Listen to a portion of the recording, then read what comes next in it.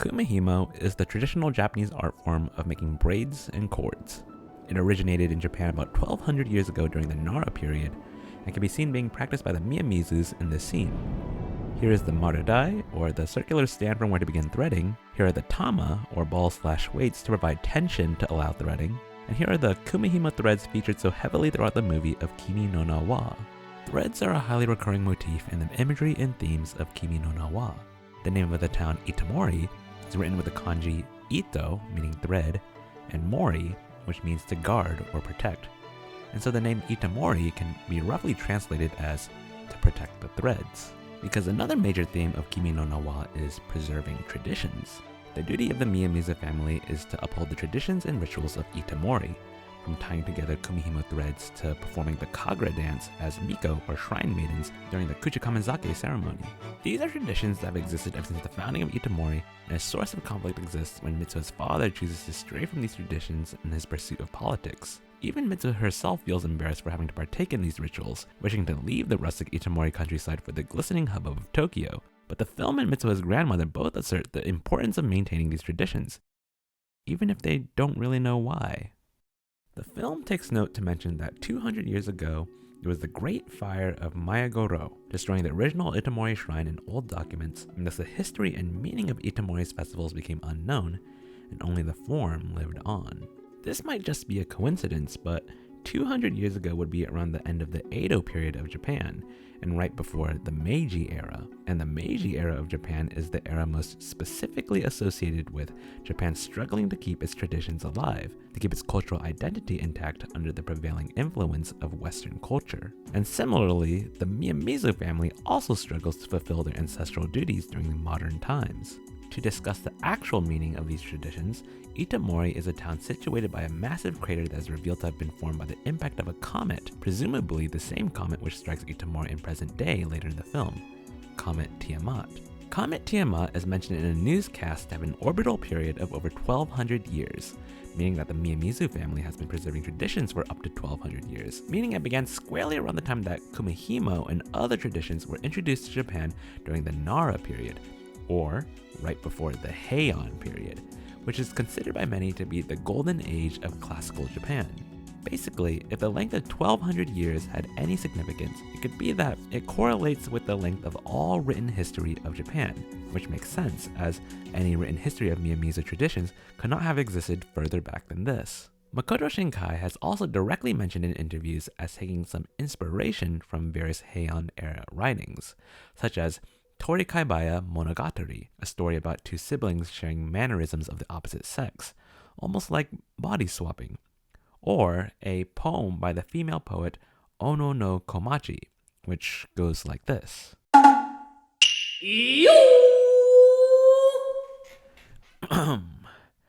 Omotsutsu nurabaya hito no metsuramu yume to shiriseba samazaramashi wo. While thinking about him, I slept, only to have him appear before me. Had I known it was a dream, I should never have awakened. 大事にしないよ。夢は目覚めればいつか消える。 Anyways, now that we understand how long the Miyamizu traditions have existed for, I want to take a step back and focus on why the film deliberately chose to mention the unknown meaning behind the Miyamizu traditions after the Great Fire of Mayagoro. There seems to be some sort of thematic significance to the act of carrying on traditions despite them losing their meaning, to the persistence of will despite the unknown. But what is it? A very literal answer to this question might be that the lost meaning of the traditions was to provide a warning against the second impact of the comet, and that, from a writer's perspective, keeping the meaning unknown allowed for dramatic tension and suspense before the big reveal of the two separate timelines and Itomori being destroyed by the comet. That would be a very pragmatic answer as to why the meaning was unknown. But I think the reasoning goes deeper than that. Why is it thematically important that the purpose of the traditions was unknown? To answer this question, I think we should investigate the opening and closing monologues of the movie.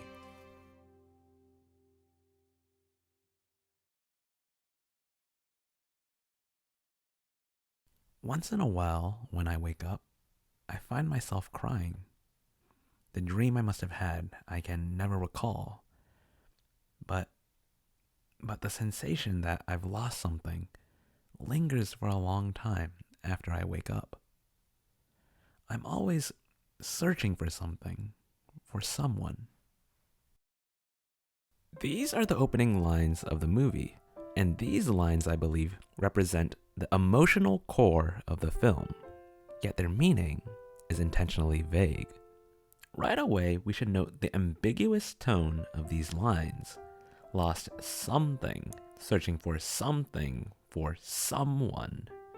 And the closing monologue of the movie also has the same ambiguous tone. Take note how the film carefully words the character's thoughts to imbue it with a sense of uncertainty. I'm always searching for something. This feeling has possessed me for some time. I'm not sure if I'm searching for a person or place, or if I'm just searching for a job. I feel like I'm always searching for something, for someone. The opening and closing monologues of Kimi no Na wa, in my opinion, represent the emotional core or the thematic anchors of the film. There's a reason why Makoto Shinkai chose to both open and close the movie with these monologues. And there's a reason why Makoto Shinkai chose to make these monologues vague. Between these two monologues, Kimi no Na wa is very concretely a movie about a boy and a girl who switch bodies across two different timelines, save their town from a comet, and fall in love while forgetting each other's names. But then, it opens and closes with these more introspective monologues that overtly don't really have anything to do with comets or time travel at all. Upon finishing the film, when we hear Mitsuha and Taki talk about looking for someone, we know they're talking about looking for each other, for the person they shared a body with in their dreams 8 years ago. But it's important to note how when the audience first hears the opening monologue for the first time, we have no idea what this monologue is actually referring to. We have no context as to who this someone or something might be. And even more importantly, neither do Mitsuha and Taki, as they have both completely lost their memory of these past events. The opening and closing monologues exist almost independently of the supernatural events which take up most of the movie, and so the headspace in which these monologues are uttered and meant to be consumed is not with relation to earlier events. They should instead be interpreted through the lens of a deeper, more universally profound meaning. The meaning of the Miyamizu family traditions are unknown, but after 200 years, they persist in upholding the rituals all the same. The meaning of this something or someone that is lost is unknown, but after 8 years, Mitsuha and Taki still feel an earnest yearning to search for it all the same. There is a consistent theme in not just Kimi no Na wa, but in all of Makoto Shinkai's filmography of characters being placed in circumstances that are so grand in scale over space and time that they are overwhelming beyond our understanding. And the feelings that persist in the face of these circumstances are often symbolic of a universal struggle that touches upon the core of the human condition. While you and I probably can't relate to swapping bodies with someone in our dreams and saving them from a comet, we can relate to loss. We can relate to yearning and desire. And how we interpret this with respect to the opening and closing monologues, though, is entirely up to us. One of the reasons that the opening and closing monologues are loosely defined with vague feelings and words is it allows the audience to self-insert our own reasoning into the unknowns and to fill it with our most personally affecting meaning.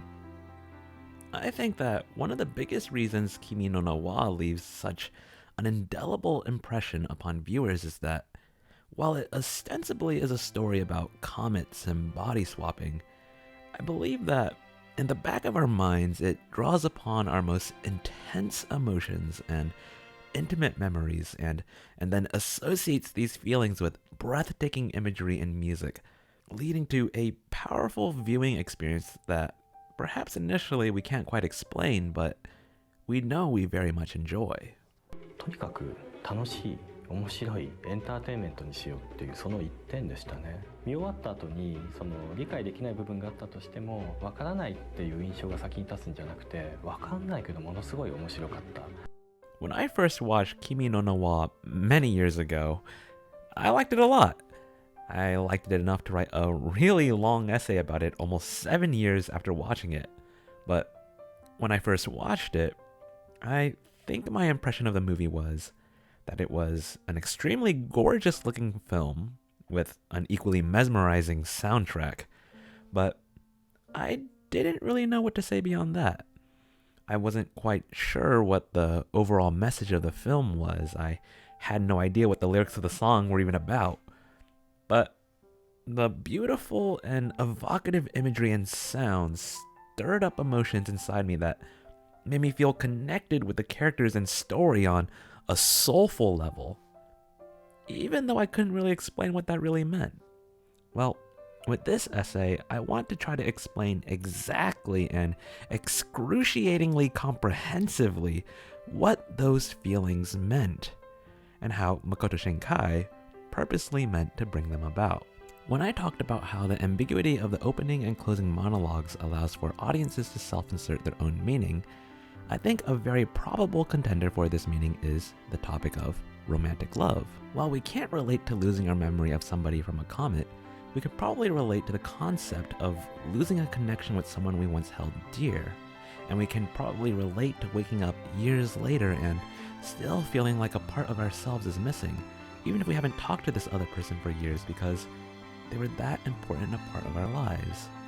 While Kimi no Na wa isn't really explicitly about heartbreak or losing love in this type of way, the way the monologues are more abstractly worded allows us to interpret it in a way so as to make it more personally relatable and meaningful.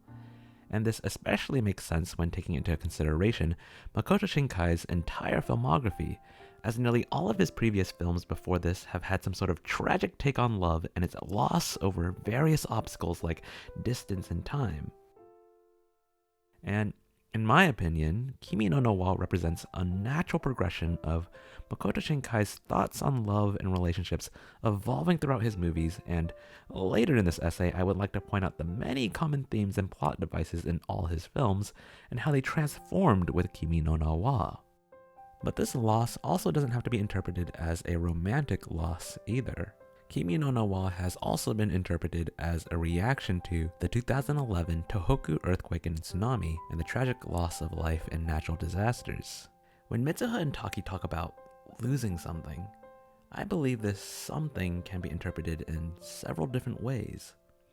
The loss of a relationship, the loss of life, the loss of cultural traditions, the loss of something beautiful. Kimi no Na wa is an achingly beautiful movie.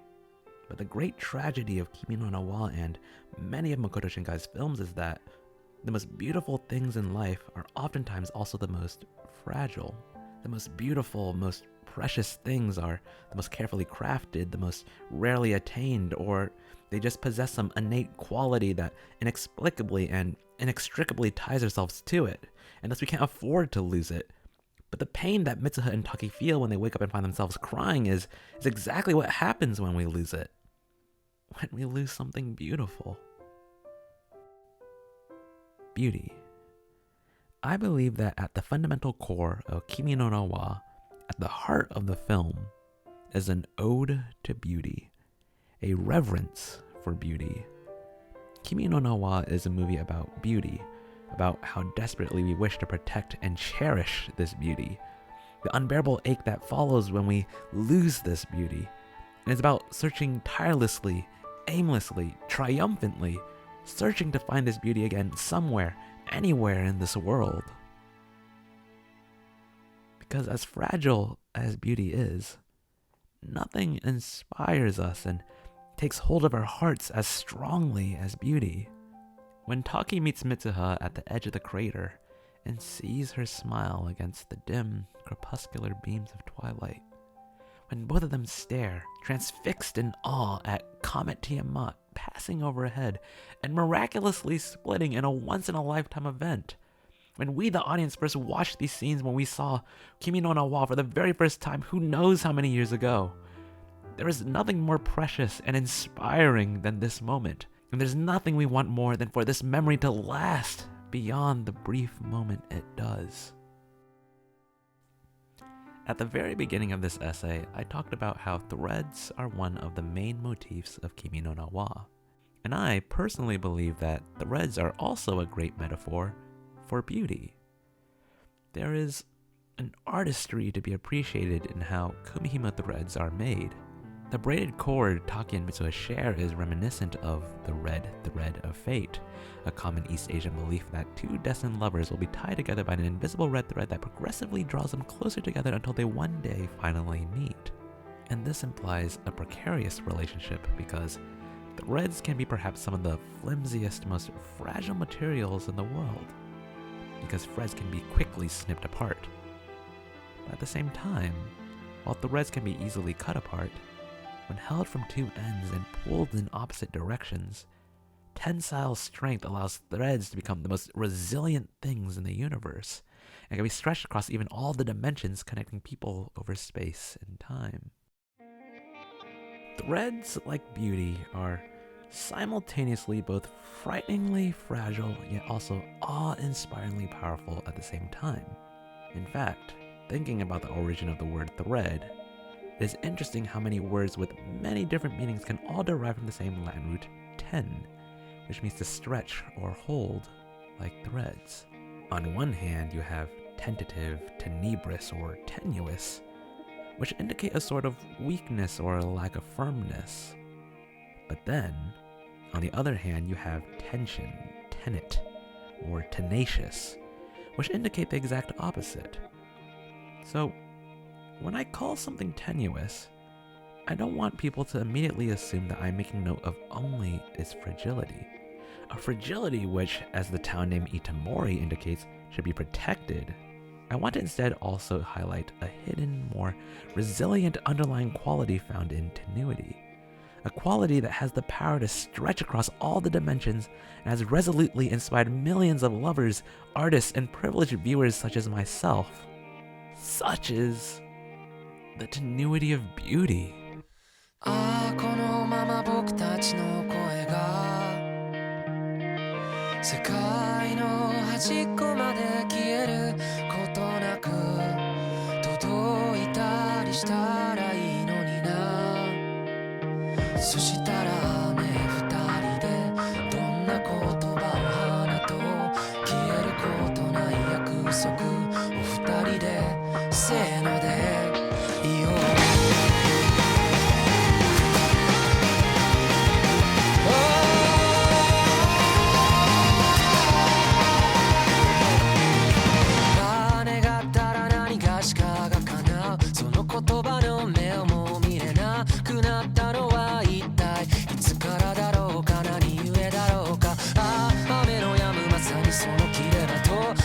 出発点終点とこの命果てる場所に